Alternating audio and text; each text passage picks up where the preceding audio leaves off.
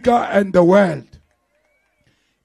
For example, una le mokgatlo mo ba re ke MK, una le more numbers than the EFF, mara ke di stupid combined ka moka ofela. Ba tshwana le ntata bona, same. Ha ba re ba bua ha utlwi next ka ko parlamente, ba tshwere di nomoro for nothing.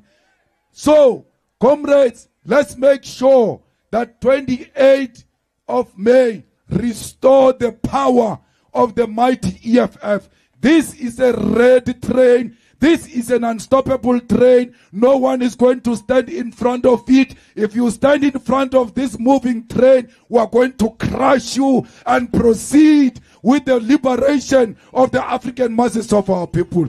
Comrades, 28th of May is a freedom day. Freedom is going to start here and spread all over South Africa. On the 28th of May, we are giving them warning because 2026 we are taking over all municipalities in South Africa, but start now. Hebare, ntho ya EFF e tadile ko kae unka puso.